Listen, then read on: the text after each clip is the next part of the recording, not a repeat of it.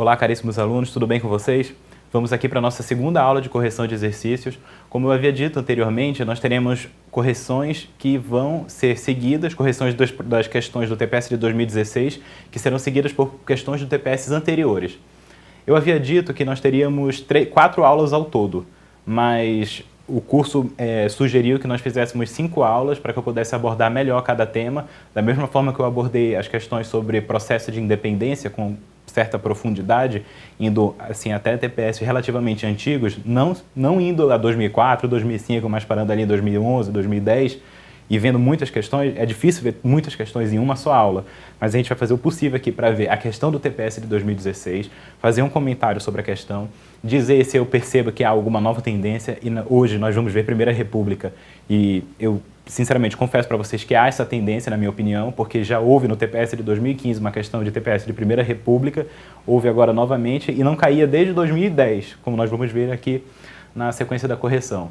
Então, depois nós vamos ver as questões de TPS anteriores. Eu não fiz questões minhas, porque eu acho que isso não é muito válido. É melhor vocês verem questões do CESP, ver como essas questões são efetivamente cobradas pela banca, para que vocês cheguem à prova preparados para aqueles truques da banca, apesar de que, como eu digo para vocês, é muito difícil identificar isso. É uma coisa assim, quase um sexto sentido mesmo. Cada um vai desenvolvendo, ninguém consegue explicar exatamente como é que isso se desenvolve, mas o fato é que resolver questões de provas anteriores é uma forma muito efetiva de estudar. Vamos aqui para a nossa segunda aula, que vai tratar de Primeira República. A questão do TPS deste ano, que foi a segunda questão do TPS, a questão 46, a segunda questão do TPS de História do Brasil, traz esse seguinte enunciado, com uma citação aqui do livro da Lilian Moritz Schwartz, organizado por ela, mas da Ângela de Castro Gomes. Nas revoltas e guerras, um dos sons mais significativos pela carga de dor que traz e pelos desdobramentos políticos e sociais que produz é o dos tiros. A década de 30 do século XX começou com um dos eventos mais decisivos da história do Brasil. Não importando se sua designação consagrada, Revolução de 1930, tenha suscitado muitos debates na área acadêmica sobre seu real ou autêntico caráter revolucionário. E eu paro aqui só para comentar essa questão aqui, porque o Francisco Doratiotto, que é da banca de vocês, provavelmente colocou essa questão aqui porque ele se interessa muito por esse assunto, sobre o fato de o golpe ou a Revolução de 1930 ser uma ruptura ou uma continuidade, porque o Vargas era um membro da oligarquia gaúcha e tinha sido ministro da Fazenda do Washington Luiz, candidato à presidência derrotado nas eleições contra o Júlio Prestes, então se questiona muito esse caráter revolucionário. Como movimento, continua a questão de transformação das estruturas socioeconômicas do país. Se houve transformação efetiva, vale lembrar que um dos objetivos era acabar com o caráter agroexportador da nossa economia e houve só um primeiro passo já no momento mais ditatorial da era Vargas nesse sentido. Entre esses dramáticos sons de abertura e desfecho, ainda houve uma guerra civil, a Revolução Constitucionalista de 1932. Além disso, esse foi o momento em que eclodiu a Segunda Guerra Mundial, em 1939, cujos impactos na vida política e econômica brasileira foram grandes. Aí a citação da Ângela de Castro Gomes. Tendo o texto como referência, julgue certo ou errado os itens subsequentes, considerando o contexto histórico brasileiro a partir da última década da Primeira República. Eu só queria dizer para vocês o seguinte, no meu caso, eu sempre li esses enunciados, porque na prova de geografia e em outras provas anteriores mesmo de outros temas, às vezes a resposta vem no enunciado. Vem o textão ali no início, você se sente um pouco desconfortável em ler aquilo, em meio àquela agitação da prova, e resolve não ler. Não, eu nunca fiz isso, eu sempre li tudo que estava escrito ali, apesar de que muitas vezes aqui nas correções eu corro, porque eu vejo que vocês podem pausar e ler o enunciado por conta própria. Aí na hora de resolver essas questões junto comigo, se vocês ainda não resolveram, na casa de vocês. Mas eu particularmente sempre li, não como sublinhando nem nada disso, mas que eu li os enunciados, eu lia. O primeiro item diz: ao mencionar os grandes impactos na vida política e econômica brasileira produzidos pela Segunda Guerra Mundial, o texto remete à vitoriosa ação diplomática que levou o país a participar diretamente desse conflito ao lado dos aliados, o que lhes ajudou a fundar sua indústria de base, a nossa indústria de base, siderurgia, e por ter lutado contra o totalitarismo nazi-fascista, estimulou a luta interna contra o ditatorial Estado Novo. Essa está correta? Quer dizer, esse item está correto? Eu gostaria também de mostrar algo para vocês. Eu gostaria de sugerir que vocês assistissem ao vídeo do Doratiotto no YouTube, que tem esse título aqui, 70 anos do fim da Segunda Guerra Mundial. A ideia principal do vídeo, um videozinho de 3 minutos, é a ideia dele de que a política externa assim, em favor dos aliados, levou à derrota interna de simpatizantes do eixo. E é um quadro político muito mais favorável à democracia e ao Estado de Direito do que o quadro de alguns dos vizinhos, por exemplo, da Argentina, que teve 3 grandes períodos ditatoriais. E muita força, né, daqueles antigos simpatizantes do nazismo. No caso, inclusive, o Perón vem de fato desse grupo de oficiais, que ele chamava de Grupo de Oficiais Unidos, que vai tomar o poder em 46 e era de simpatizante do nazismo. É como se no Brasil o Dutra, que era um dos representantes dessa corrente mais favorável ao eixo, tivesse seguido com uma certa influência assim, meio de caráter ditatorial. Dutra e outros ali que eram favoráveis ao eixo. O caso do Perón, em 46, ele chegou ao poder naquela república sindicalista dele, né, como era acusado aqui no Brasil, um populismo, uma política mais nacional desenvolvimentista, e o Brasil teve muito mais essa tendência liberal e pró-democrática do que os nossos vizinhos latino-americanos. E o Dora Choto atribui isso à nossa posição claramente pró-americana ali na Segunda Guerra Mundial, apesar de recalcitrante no início. O Dora Choto é crítico da historiografia nacional desenvolvimentista, é importante vocês terem isso em mente, mas ele reconhece esse fato de que o Vargas, a escolha que a diplomacia da era Vargas, do Estado Novo, fez, deslegitimou, e muitos outros historiadores dizem isso, deslegitimou a continuação do Estado Novo, que era um regime de caráter quase fascista. E ele também, o Dora Choto, segue com essa discussão em torno da continuidade das oligarquias no regime varguista. Então, o primeiro item está correto, e essa indústria de base, a siderurgia, vocês devem lembrar da CSN, a Companhia Siderúrgica Nacional, com financiamento americano, e por ter lutado, estimulou a luta interna. Vocês devem lembrar que vai surgir o Manifesto dos Mineiros, como emblemático disso, desses indivíduos aqui vai surgir um núcleo da futura UDN, União Democrática Nacional, o Partido da República Liberal, eminentemente antivarguista. E a questão faz alusão a esses fatos e a essa visão do Dora Choto, que é compartilhada por muitos historiadores, pelo amor de Deus, eu não estou dizendo que é uma excentricidade dele. Item 2. A crise aguda da Primeira República já se pronunciava no quatriênio do mineiro Arthur Bernardes, de que dá mostra o estado de sítio mantido por todo o seu governo. De fato, durante todo o governo do Arthur Bernardes foi proclamado estado de sítio. A sucessão de Washington Luiz, vencida pelo também candidato paulista governista Júlio Prestes, tornou irreversível a ruptura do sistema político que tinha na alternância entre São Paulo e Minas na presidência da República, um de seus pontos de equilíbrio. A questão está correta. Eu fiz essa prova, honestamente, sem consultar nada, obviamente, como vocês podem imaginar, e essa questão eu teria deixado em branco. Eu não responderia essa questão, para ser bem sincero com vocês. É uma das 3 que eu deixaria em branco. As outras que eu fiz eu acertei, modéstia à parte, mas eu deixaria essa aqui em branco, eu não arriscaria. Por quê? Porque eu teria dúvida, sinceramente, porque eu não me lembrava de que o estado de sítio tinha sido mantido por todo o governo, mas agora tem essa jurisprudência do SESP, foi mantido por todo o governo. Eu não me lembrava disso quando eu resolvi a questão. Eu não sabia se existia algum período lá que poderia ser considerado como fora do estado de sítio. E também eu me lembrava de que o Washington Luiz era do PRP, do Partido Republicano Paulista, mas ele não é em si paulista, ele é carioca. É por isso que chamavam ele de paulista de Macaé, né, que surgiu a expressão de cariocas que nascem no Rio de Janeiro, mas crescem em São Paulo. E são assim, adotados politicamente por São Paulo. Um pouco a causa do caso do Bolsonaro, aí, que é de Campinas, mas que fez a carreira no Rio de Janeiro. Isso mesmo, no Rio de Janeiro. O filho dele que é de São Paulo. A sucessão de Washington Luiz, vencida pelo também candidato paulista governista, eu ficaria em dúvida em relação a essa questão de ele ser paulista, né, o Washington Luiz, como o Júlio Prestes de fato era. Então eu teria deixado em branco, mas ele estava se referindo à questão política. Ele era do PRP, era o candidato de São Paulo, nesse sentido, era o candidato paulista. Eu ficaria inseguro e eu teria deixado em branco, com certeza, essa questão. Mas aí ela está correta, releiam e absorvam isso. Terceiro item. Os levantes armados de 1922 está falando do tenentismo. Em 1924, e a própria coluna Miguel Costa, Luiz Carlos Prestes, isso você tinha que saber que não era só a coluna Prestes, era também a coluna Miguel Costa, que era o outro líder desse movimento de insurgência que percorreu o Brasil, buscando a derrubada do regime oligárquico. Esses levantes armados, em larga medida símbolos do movimento tenentista, de fato, ao receberem ponderável apoio popular, atestavam a fragilidade de um regime republicano, que, malgrado ter se afastado gradativamente da subordinação aos interesses oligárquicos, mostrou-se cada vez mais incapaz de assegurar a estabilidade política indispensável à sua manutenção. Os dois erros flagrantes desse item estão aí onde eu sublinhei. Não houve esse ponderável apoio popular. Pelo contrário, há uma convergência na historiografia de que não houve esse apoio popular e havia até certa aversão a essa coluna, principalmente a coluna Miguel Costa e Luiz Carlos Prestes, quando ela chegava em determinados lugarejos.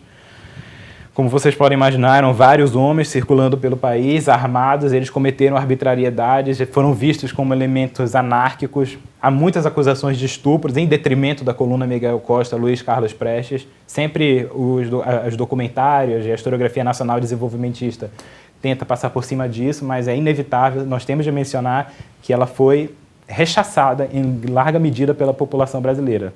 E outro erro muito grande da questão é dizer que o governo estava se afastando gradativamente da subordinação aos interesses oligárquicos. Como eu disse para vocês devem se lembrar bem, o Júlio Prestes era o candidato. A questão toda era justamente os interesses das oligarquias, levando a um combate final, ao derradeiro suspiro da Primeira República, quando a oligarquia de Minas se recusa a aceitar o Júlio Prestes, candidato de São Paulo, e lá no acordo do Hotel da Glória se conserta o golpe de 1930, né, entre mineiros, paraibanos e gaúchos. Então, até o fim, ela foi pautada por interesses oligárquicos. E não houve esse momento assim que eles se questionaram a respeito de promover o voto secreto. Pode até ter havido debate parlamentar em torno disso, mas nunca houve um passo decisivo da Primeira República em direção a um afrouxamento dessa estrutura oligárquica construída pelo demiurgo, segundo Renato Lessa, nosso Campos Salles. O Campos Salles estruturou a política dos governadores e ela vai vigiar até o fim da Primeira República. Esses são os erros flagrantes desse item. Ele está equivocado. O quarto item. A Revolução Constitucionalista de 1932 traduziu a insatisfação das elites políticas de São Paulo com o governo provisório de Getúlio Vargas. A despeito das demonstrações dadas pelo político gaúcho em seus primeiros anos de exercício de poder nacional, de seu apreço pelo federalismo, ele foi centralista desde o início, e de adesão aos princípios da democracia representativa moderna em voga no mundo. A grande questão da Revolução Constitucionalista é justamente o fato de o Getúlio Vargas ter assumido e não ter promulgado uma nova Constituição como ele dizia que faria. E ele assume, ele diz, vai haver uma nova Constituição, vou convocar uma Constituinte, mas essa Constituinte não vem. Aí nós chegamos ao segundo ano do governo provisório, em 1932, um incidente grave de assassinato de uns estudantes paulistas leva a uma comoção lá na cidade. E no meio de toda essa revolução, o Vargas promulga a Constituição, o que esvazia ela de significado, mas ainda tem que haver a repressão de caráter militar. Lembrando que a Polícia Militar de São Paulo era super armada em comparação ao Exército Nacional e foi capaz de oferecer certa resistência. Um dos grandes expoentes, inclusive, da Revolução Constitucionalista, que não era só de paulistas propriamente ditos, foi o Euclides Figueiredo, pai do futuro presidente, João Batista de Figueiredo. Mas o objetivo da Revolução Constitucionalista era pedir uma Constituição, ela não era separatista, embora tenha adquirido um caráter um pouco de vamos nos separar do Brasil enquanto não houver essa Constituição, mas ela não era separatista, ninguém pode afirmar isso categoricamente. E outra coisa que eu posso dizer é que não era federalista, o Vargas assume de imediato adotando uma postura centralizadora e não federalista. Eu queria que vocês tivessem isso em mente. A questão está equivocada por isso. Não havia esse apreço pelo federalismo e a Revolução Constitucionalista, como o próprio nome diz, queria a Constituição. A Constituição veio, quer dizer, a Constituinte veio, a Constituição veio ser promulgada em 1934 e não fez muito sentido continuar o movimento ali em São Paulo. E ele era frequentemente acusado de não ser um defensor da democracia representativa. Ele vinha de uma tradição ali do Borges de Medeiros, uma tradição castelhista no Rio Grande do Sul, fortemente positivista e autoritária. É questionável essa ideia de que ele tinha um particular apreço pela democracia representativa, digamos, no estilo americano. Como falei aqui para vocês, eu recomendo assistirem esse vídeo do Doracioto, 70 anos do fim da Segunda Guerra Mundial. Já foi mais atual, mas ainda é relevante. A questão de 2015, do ano passado. Depois dessa questão de 2015, nós só vamos encontrar a questão em 2010, ou seja, 14, 13, 12, 11, por 4 anos não caiu, mas agora nós temos 2 anos consecutivos de Primeira República e o Doracioto estudando a Primeira República com mais afinco. Então, e já houve também em 2014, na terceira fase, a questão de Primeira República, né? aquela questão que falava do Campos Salles, a importância do Campos Salles para o Barão do Rio Branco, e considero sim que é uma tendência e vocês devem reforçar o estudo. Amado Servo, que na verdade é o capítulo do Clodoaldo Bueno, que é especialista nesse período, ainda permanece uma leitura relevantíssima. E História do Brasil, Nação. A Primeira República constituiu, nas consagradas expressões da historiografia, a república que não foi, o autêntico teatro das oligarquias. Isso é questionável, né? Isso de fato é dito sobre a Primeira República, mas hoje se questiona assim, em que momento que o Brasil não foi assim, né? Hoje, é ou não é um teatro das oligarquias? Fruto de um golpe de Estado conduzido por militares, em pouco tempo viu chegarem ao poder os representantes dos grupos proprietários rurais, em um contexto no qual, repetindo a realidade colonial e monárquica pós-independência, a terra continua a ser o polo irradiador do poder, a terra, a agricultura. Relativamente a esse período da história brasileira, julgue certo ou errado os itens que se seguem.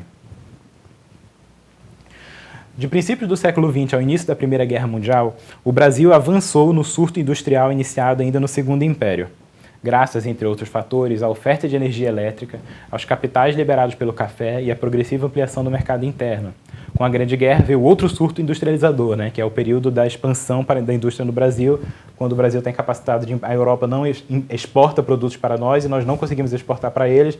Os nossos cafeicultores ali e empresários têm o capital e promove uma primeira industrialização por substituição de importações. Essa aí está correta. Eu recomendo a leitura do manual do... Na verdade, como é que se chama isso agora?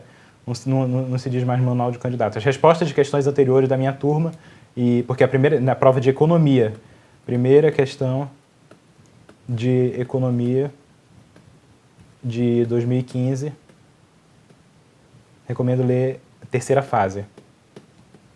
Quem puder encontrar isso, tratou justamente desse tema e lá tem as melhores respostas. Não é a minha resposta, não estou me promovendo não, é a resposta de algum colega, não sei quem foi, e tem isso aí muito bem explicado.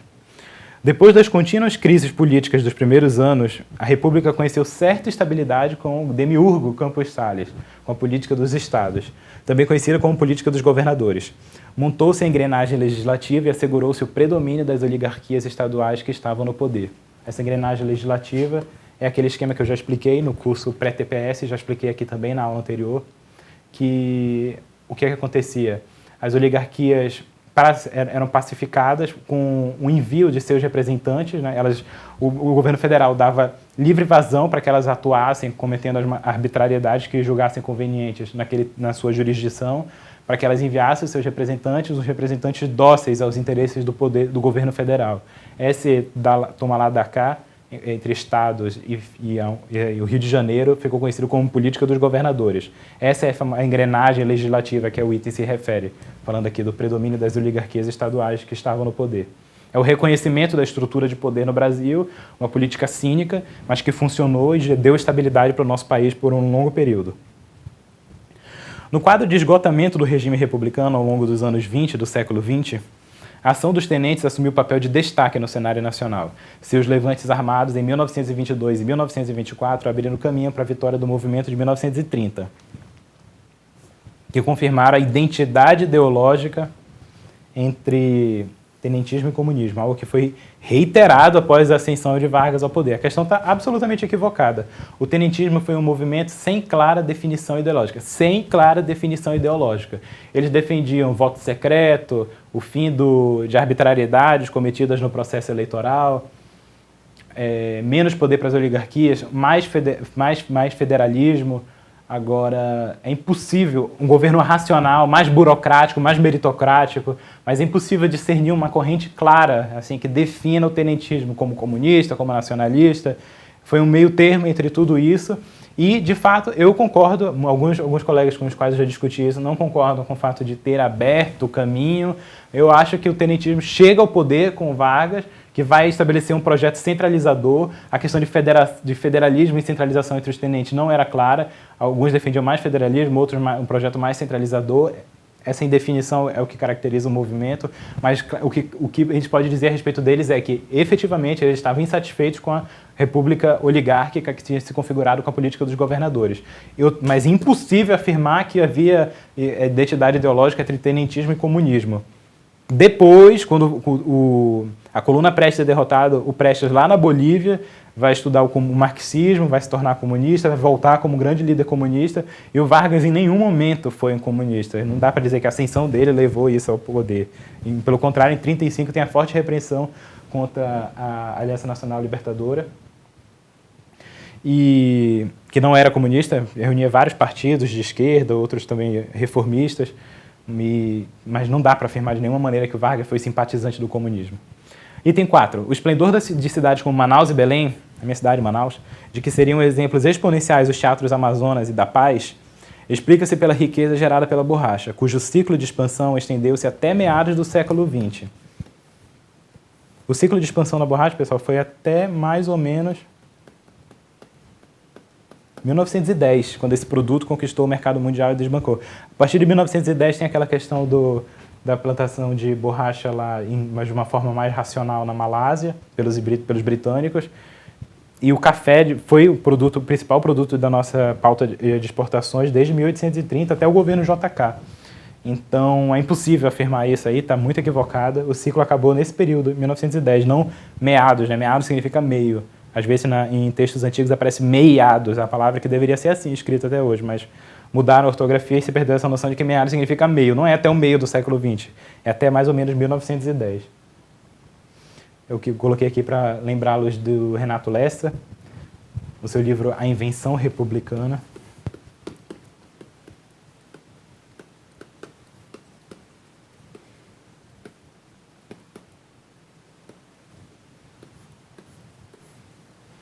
Para quem o Campos Salles foi o demiurgo da Primeira República. E a questão da terceira fase, recomendo que vocês leiam as melhores questões dos candidatos de 2014 e leiam como o Campos Salles criou condições para a política externa do Barão. A estabilidade que ele gerou na Primeira República vai permitir depois a escolha do Barão do Rio Branco de forma sensata pelo Rodrigues Alves para conduzir a política externa do país. 2010. Com relação, agora são questões um pouco mais breves, eu vou um pouco mais rápido. Com relação ao período da Primeira República, que vigorou até 30, julgue certo ou errado. Durante a gestão do Barão, no Ministério das Relações Exteriores, todas as disputas fronteiriças herdadas do Império foram definidas favoravelmente ao Brasil. O erro está no todas, vocês têm que sempre desconfiar de quando vocês veem alguma coisa escrita todas. A questão de 1903, a questão do Pirara, conduzida, o negociador, né, do Brasil foi o nosso Joaquim Nabuco, não foi favorável. Nós reivindicávamos todo o território,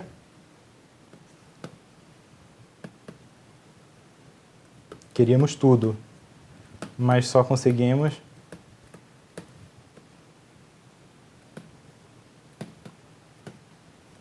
dois quintos. Os britânicos ficaram com 3/5. Então, essa já invalida o item. Sob inspiração norte-americana, o regime republicano brasileiro adotou o presidencialismo e substituiu o unitarismo do Império pelo federalismo. É verdade, a Constituição de 1891 é federalista por excelência e chega-se até ao absurdo, né, de certa forma, da política dos governadores, que é a consolidação, a demonstração cabal do poder das oligarquias estaduais. E a inspiração é fortemente norte-americana da nossa Constituição de 1891. Quando vocês estudam direito constitucional, vocês aprendem, inclusive, que ela é sintética, ela não é analítica, ela é breve, como a Constituição americana é. E nós adotamos o presidencialismo e substituímos o unitarismo do Império pelo federalismo, correta. Em sintonia com os interesses da oligarquia cafeeira, o primeiro governo republicano adiou ao máximo a instalação da Assembleia Constituinte. A oligarquia cafeeira quis a Assembleia Constituinte para limitar o poder dos militares, que haviam proclamado a República, né, dado o golpe que derrubou a monarquia, e parecia que não iam sair do poder. Ali, o Deodoro da Fonseca se comportou como tirano, fechou o Congresso Nacional, o Floriano Peixoto, então, nem se fala. E eles queriam a instalação de uma Assembleia Constituinte. Isso foi feito ainda no governo Deodoro, em 1891, com Deodoro ainda à frente do poder. Nós temos já a Constituição. Ao longo do ano ela é elaborada, em 1891 nós já temos. Lembrando que a República foi proclamada em 1889, apenas 2 anos é um período razoável. Está errada porque não adiou ao máximo e era do interesse da oligarquia cafeeira a regulamentação do exercício do poder estatal, a limitação do poder dos militares, que começava a dar a entender que não sairiam nunca do governo. No que se refere à política externa, ao longo de todo esse período prevaleceram as relações econômicas e financeiras com a Europa, em detrimento de uma possível opção americanista. Equivocada. No início, ela foi a política externa brasileira, do Quintino Bocaiúva, do primeiro chanceler, fortemente americanista. Lembrar do Tratado de Montevidéu, fortemente americanista. E que nós aceitamos dividir o território de Palmas com os argentinos.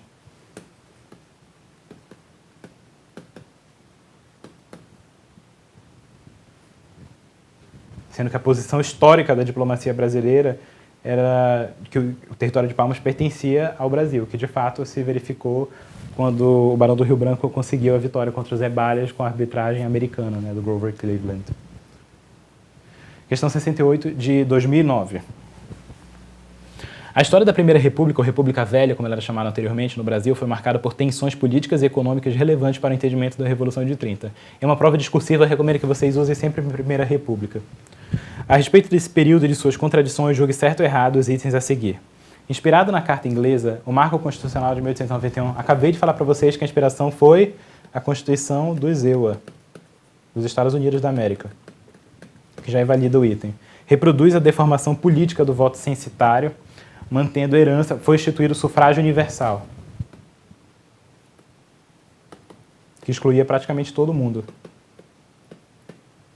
A herança do Império adotando fundamentos de Constituição Europeia. Ela era fortemente americana. Eu digo excluindo todo mundo porque ela ainda tinha a proibição do voto dos analfabetos, que foi instituída ainda no Império em 1881 pela Lei Saraiva. Mas o voto censitário já não estava válido, já não faz parte da Constituição de 1891, não. Mas havia também o voto aberto, o que também prejudicava muito o processo constitucional. Era assim também em vários outros países, não é uma exclusividade brasileira. Até equivocada é a Constituição dos Estados Unidos, o grande modelo para a Constituição brasileira de 1891. Na República Velha, a economia agroexportadora, tecnologicamente moderna, questionável isso, não era moderna, apresentou elevada produtividade e introduzia as bases sustentáveis para o amplo processo de industrialização. Aqui está o principal erro, pessoal. Houve surtos industrializadores durante a Primeira República, mas o Brasil manteve-se fortemente agroexportador e um esforço sério de superação dessa condição só com Vargas. Nesse período, item 3, as oligarquias políticas dos estados, congregadas em partidos políticos, atuavam na prática em torno de bases, interesses e projetos locais e regionais. Não tem nada que invalide o item. As oligarquias políticas dos estados, congregadas em partidos políticos, atuavam na prática em torno de bases. Isso só vai mudar na República Liberal, só com a lei Agamenon de Magalhães. Isso já foi item do TPS de 2014. Nessa quadra histórica do Brasil, adotou-se o sistema eleitoral que, na prática, submetia-se ao controle dos chefes políticos locais, sobretudo no campo, o que ficou conhecido como voto de cabresto, que o voto era aberto, então isso permitia o controle do voto pelos coronéis locais, o chamado coronelismo. E aqui, 2007, tem duas questões com as quais nós terminamos a aula de hoje. As questões de 2007, 32 e 33. Falando aí de coronelismo, que eu acabei de mencionar. O grande responsável pelo desenvolvimento desse conceito é esse senhor Edgar Carone. O oligarca é um coronel como outro qualquer, um representante dele, que se mantém pela liderança, pelo autoritarismo e pelos favores que concede a seus aliados. Sem isso, e as obrigações que se impõem, dificilmente se manteria no poder. Os favores concedidos não procedem somente dos seus bens pessoais, mas aproveitam-se das rendas e do poder do Estado para uma política individual. Ele considera o coronelismo um fenômeno típico que não pode ser atribuído para outros lugares e épocas, porque tem essa forte vinculação ao poder estatal e ao poder federal, ao poder centralizado. Essa relação promíscua entre a centralização e o poder local é que ficou conhecido pelo Edgar Carone, caracterizado pelo Edgar Carone como coronelismo. O regime político adotado, item 1 da questão 32. O regime político adotado favorecia o exercício do poder a serviço dos interesses nacionais em detrimento dos interesses individuais dos dirigentes. É possível dizer isso para os nossos dirigentes hoje? Eles levam em consideração o interesse nacional em detrimento do interesse individual? Óbvio que não, quanto mais naquela época. Errada. Durante esse período, o conceito de propriedade separava os bens da classe fundiária do bem público gerido pelo Estado. De jeito nenhum. Essa falta de separação é o que se chama de patrimonialismo, que é outra característica da política brasileira. Nesse período, estreito vínculo estabeleceu-se entre governo e partido, envolvendo lealdade entre ambos, porém sobrepondo-se os interesses deste aos daquele, ou seja, os interesses do partido se sobrepunham aos interesses do governo. Está correta. O partido, o PRP, era o governo, de certa forma, monopolizava ali o exercício do poder. O governo não tinha aquela independência meritocrática, assim, aquela eficiência técnica que os tenentistas vão reivindicar na década de 20. Tudo se vinculava muito à figura dos grandes líderes partidários e aos interesses puramente partidários na hora de governar. É difícil dizer que mudou muito. Mas muita coisa pode-se dizer que, principalmente a partir da fundação do Departamento Administrativo do Serviço Público, com Vargas, e aquela tentativa de modernização da administração pública, foi muito enfraquecido esse vínculo promíscuo entre governo e partido, com a formação de uma burocracia mais ou menos desvinculada dos interesses do governante em questão. Os dissidentes encontravam nesse período concretas possibilidades de ascensão política, em razão da mobilidade social. O exemplo que invalida isso é o Rui Barbosa, que foi um dissidente e nunca se conseguiu eleger. O Rui Barbosa invalida o item. Era sempre o candidato de Minas ou de São Paulo, sempre aquele revezamento entre as oligarquias, o que determinava o resultado das eleições da Primeira República. Ainda sobre esse tema do coronelismo e da Primeira República, continuemos. Item 1. O regime oligárquico favorecia também no cenário político o domínio das famílias socialmente hegemônicas. Está certa?